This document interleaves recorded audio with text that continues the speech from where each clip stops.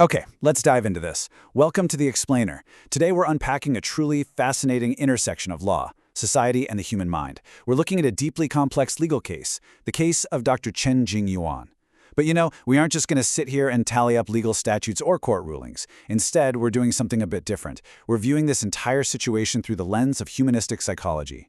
By digging into the source documents and psychological assessments, we can actually see how this case perfectly illustrates a massive, existential clash between an individual's deep psychological drives and a highly rigid systemic structure. It's honestly a remarkable way to understand human behavior when it's put under immense pressure.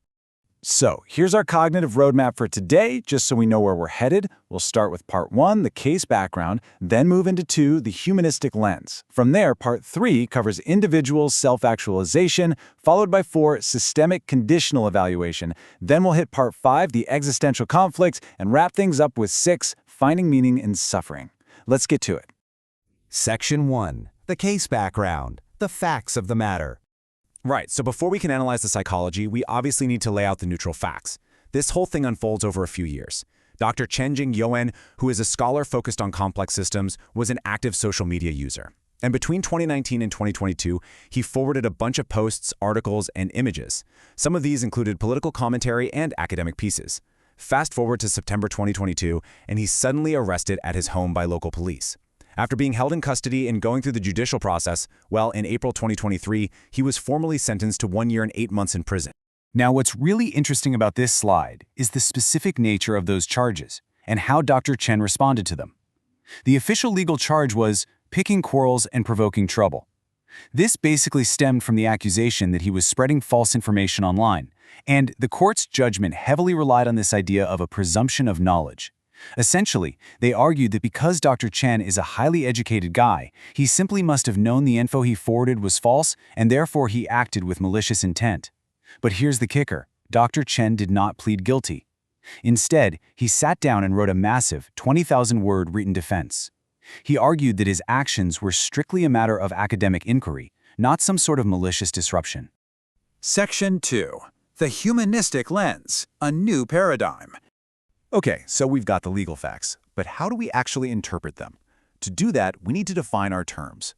Humanistic psychology popped up in the 20th century as the third force in psychology, really pushing back against behaviorism and psychoanalysis. It treats the individual as a whole, complex being.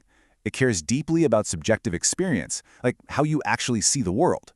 It champions free will and the core idea that every single human has this innate, built-in drive toward growth and fulfilling their unique potential. Today, we're going to neutrally report on how this specific, academically rigorous lens views both Dr. Chen and the system that judged him. Now, you're probably familiar with this concept, Abraham Maslow's hierarchy of needs. Yeah, the famous pyramid from Psych 101. It suggests we absolutely have to satisfy basic physiological and safety needs before we can move up to psychological needs, like belonging and esteem, and then finally reach the absolute peak, which is self-actualization. But in Dr. Chen's case, the psychological analyses note something genuinely fascinating. When he was placed in a highly restrictive environment, a place where his basic and psychological needs were severely compromised, his drive for self-actualization didn't just disappear. Astoundingly, it actually became his primary psychological anchor. Section 3. Individual self-actualization. The scholar's drive. Let's look a little closer at Dr. Chen himself. So, the crucial point is that humanistic psychology views motivation very differently than a rigid legal statute might. The psychological models assessing this case interpret Dr. Chen's actions, forwarding those diverse and controversial articles, not as an act of public malice, but rather as an expression of intrinsic motivation. Think about it. As a scholar of complex systems, his baseline behavior is academic skepticism. That drive to gather information, question accepted narratives, and flat-out refuse blind conformity is, psychologically speaking, a perfectly healthy manifestation of someone pursuing knowledge. He wasn't acting for some external reward or to cause chaos. He was acting to satisfy a deep internal cognitive need for the truth. And that brings us to a really vital concept by psychologist Carl Rogers: congruence.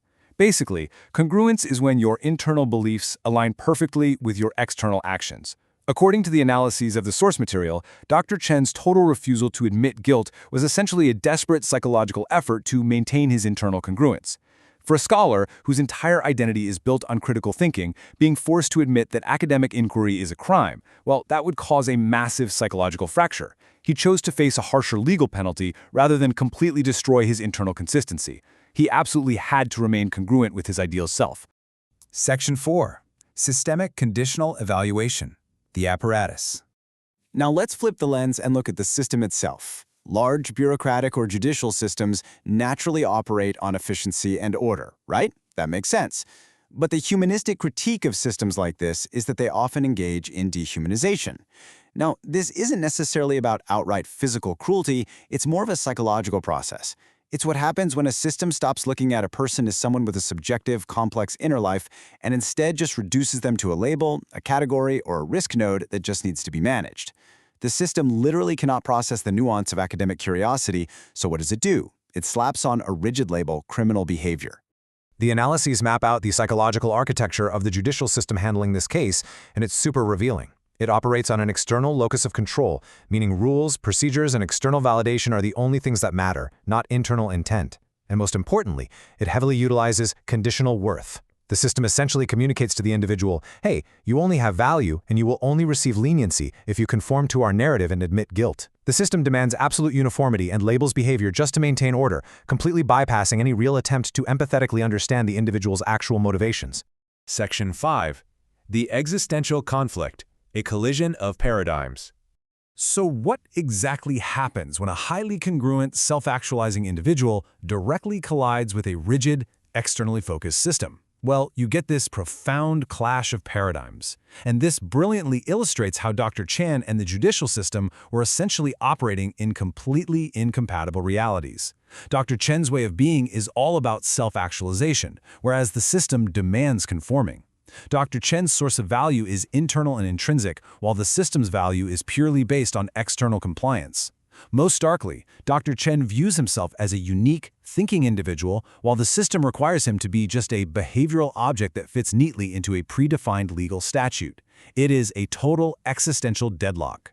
Because of this deadlock, we see the exact same action interpreted in two entirely different ways. The system, using its strict legal framework, looks at a forwarded post and immediately deduces malicious intent, just assuming the individual wanted to cause harm by spreading falsehoods. But the psychological framework looks at that exact same forwarded post and sees academic skepticism, an individual gathering data points and refusing to compromise their intellectual integrity. It is a really striking example of how the paradigm you use completely dictates the reality you perceive. Section 6. Meaning in Suffering, the Final Freedom. As we wrap up our analysis, we have to look at the psychological aftermath. Remember that 20,000-word defense Dr. Chen wrote. From a humanistic perspective, this document, which is often referred to in the sources as a blood letter, wasn't just some standard legal plea. It was a vital psychological survival mechanism.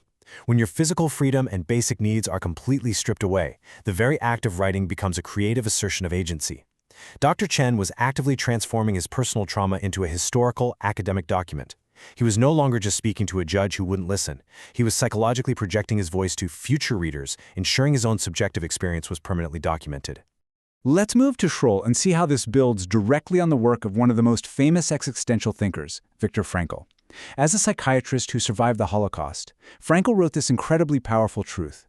Everything can be taken from a man but one thing, the last of the human freedoms, to choose one's attitude in any given set of circumstances. By actively choosing to write his defense, Dr. Chen exercised that final human freedom.